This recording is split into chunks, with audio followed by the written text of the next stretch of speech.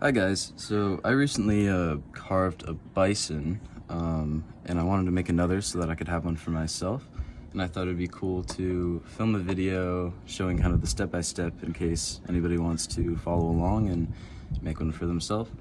So I'm starting out with a block of wood here. It's about 3 inches by 2.5 by 1.5. I chose to layer 3 pieces. This is wenge in the middle and then padauk on top and bottom. You can just use one piece. I like these woods because they're really colorful but also really hard. I don't think anything's gonna break off. So other woods, if you have them, white oak, walnut, purple heart, poplar, maybe luan, those are all good ones that I've worked with that I think will not break on you and not be too difficult.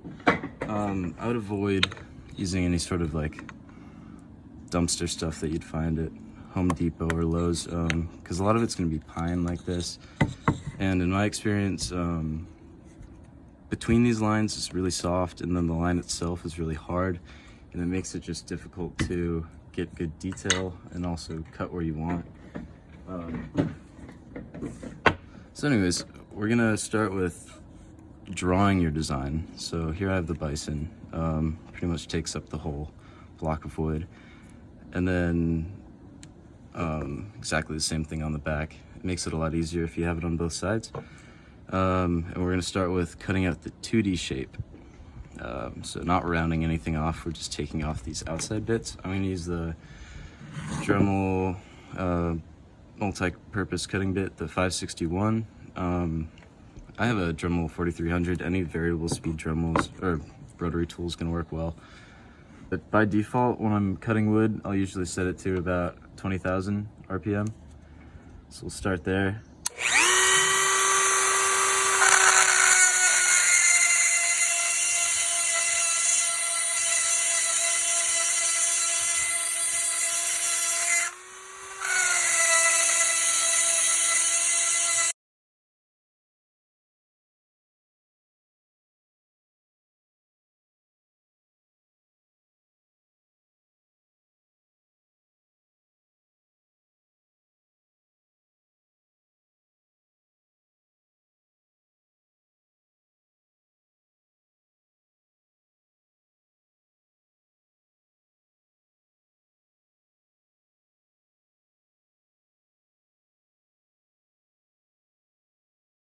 All right, so we're at the point where we have a rough 2D shape here. I'm gonna go ahead and mark where I want the feet. I'm gonna have the front feet a little bit wider. So we're gonna come in a little bit. That'll be about what the foot is.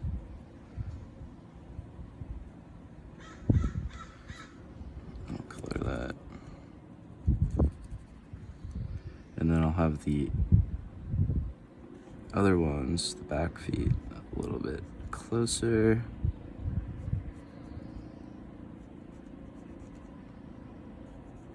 About there. And now I'm gonna use the 561 cutting bit still and start to roughly shape this. So I'm gonna, still at 20,000 RPM, go right to left as I'm carving.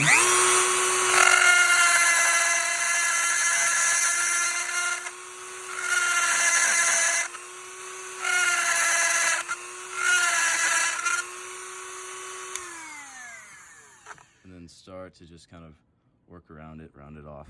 The horns here are gonna stick out, so I'm gonna avoid that section and not get too close. Especially with this, because it's pretty aggressive, it might snap the wood off for a thin piece.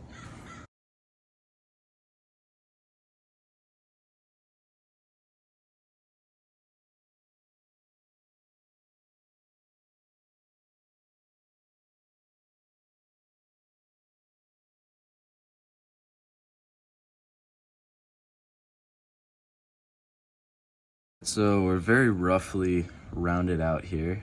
I went between the legs, got around the outside, left the horns alone, and I'm gonna switch from the 561 to one of these sort of regular just cutting bits, off-brand.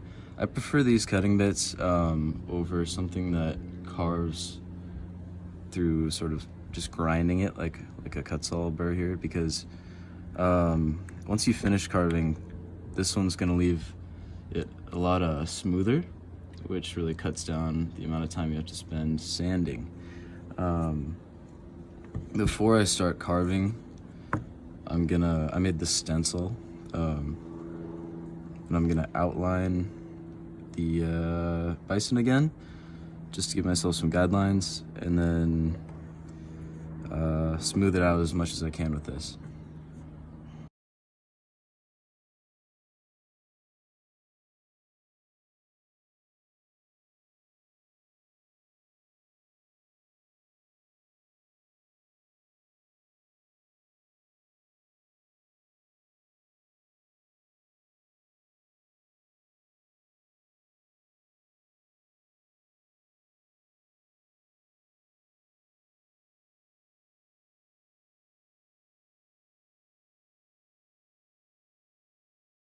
Round it off a little more. I'm gonna put lines roughly where I want the legs to go as a reference. So probably come up here, bring the knee in a little bit, like so.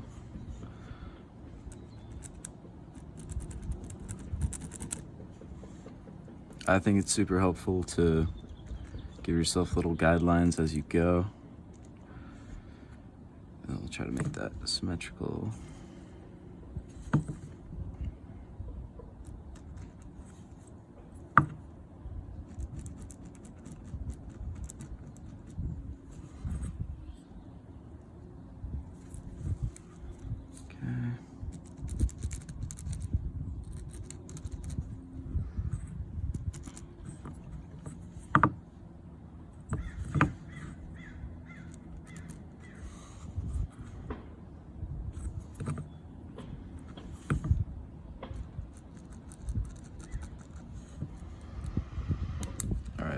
So now I'm going to go between these lines, give the legs a little definition, and then down around the neck and clear out some of the stomach.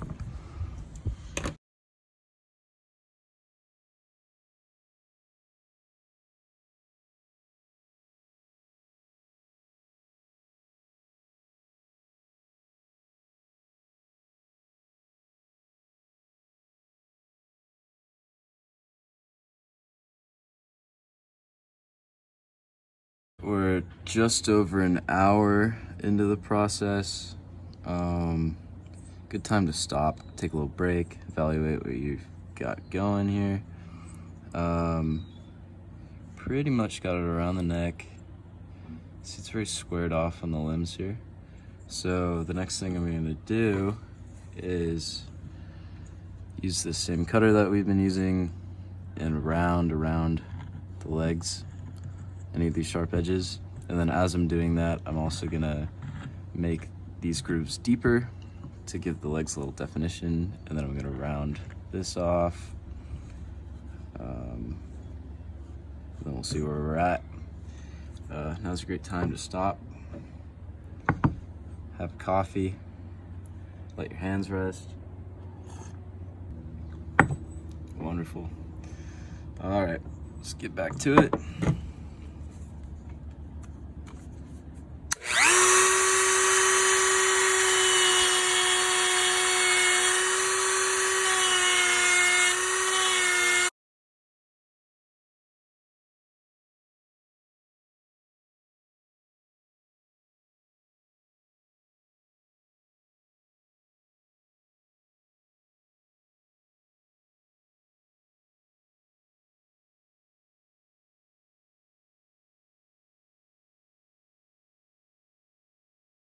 We've left the horns alone, rounded out the legs. Have a little nub of a tail there. I want the entire thing to be thinner, So I'm gonna go back to the 561 and I'm gonna carve like this along here to get more of a spine, and then also just to narrow the body a bit.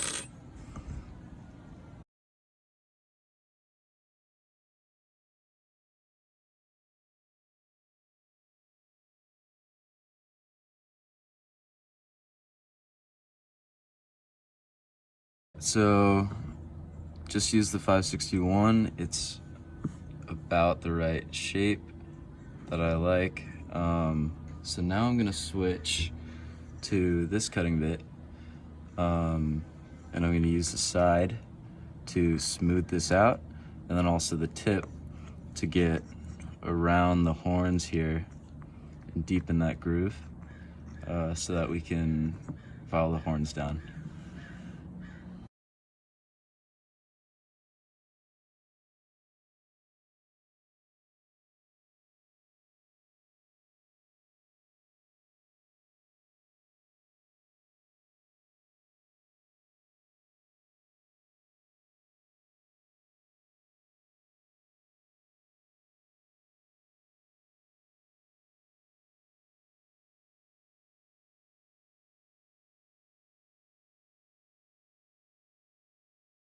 As you can see, I used this bit to sort of shape the horns, but not too thin. We're gonna move in next with a smaller engraving piece like this, to really shape the horns as thin as you want them. And then I'm also gonna continue with this bit to smooth out remaining sharp edges and then also round out this forehead.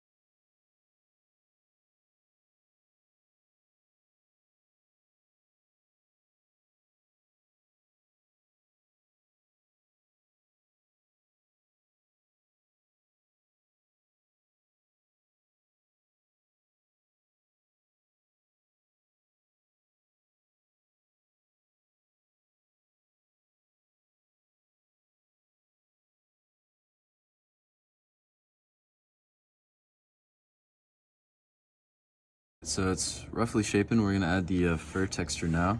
I'm gonna use something like this, that a cutting piece that has a flat top, so you get this sort of 90-degree angle or less. And then you're gonna hit it on the corner, sort of at a 45-degree angle, and plunge it in to get the right size line that you want.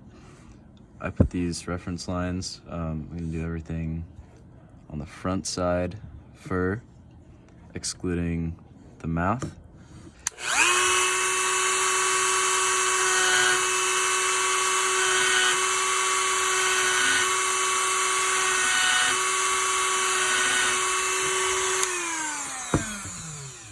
So we're gonna plunge it in, we're gonna make these marks all along here.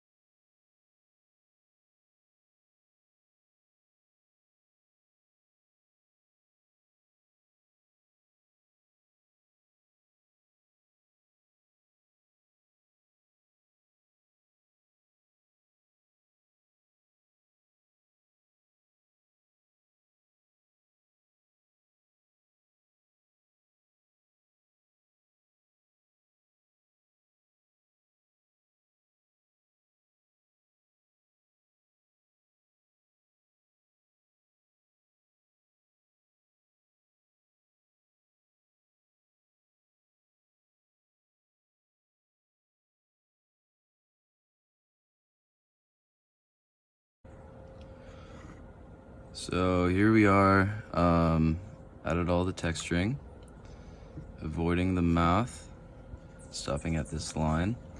I'm gonna move to this cutting bit, and because the fur, this texture is supposed to be kind of bulkier than the rest of the fur, I'm gonna come in at about maybe 1/8 of an inch deep around this line through the stomach. And then I'm also going to do the same thing around the mouth. And then while I'm at it, I'm gonna cut around the hooves to make them a little bit thinner than the rest of the body.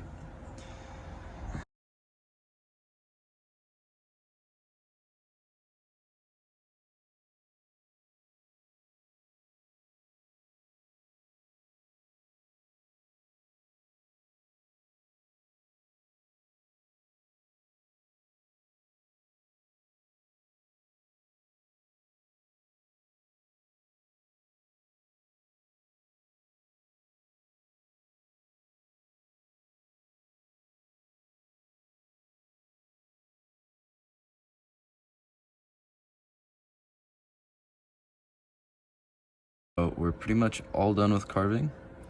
We have the texture, we've brought this down a bit, it's fairly smooth. So now we're going to sand. I'm going to use a sanding drum and a sanding disc for the smooth parts, along with the horns.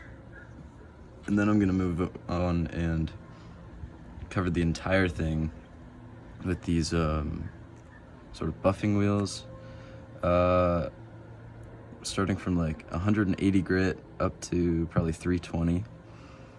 At this stage, you can hand sand the entire thing if you want. I'm just gonna be lazy and use these. And we're gonna bring the Dremel down to about 8,000 RPM.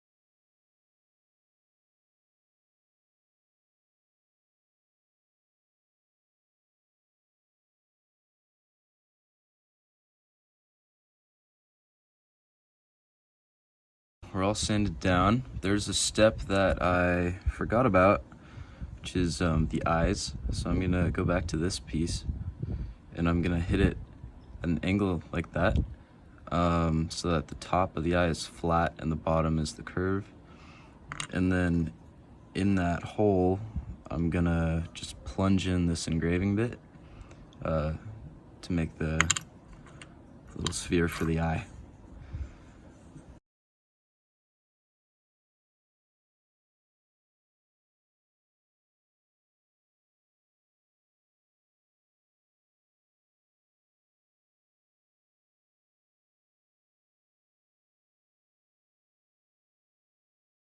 Here are the eyes.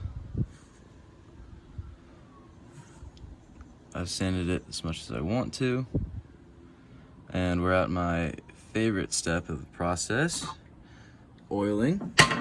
I would normally probably use a mixture of oil and beeswax if this was all smooth, just so it's nice and shiny, but because of these, of this texture, I don't want the beeswax to collect in the little notches, so I'm just gonna use a little bit of lemon oil.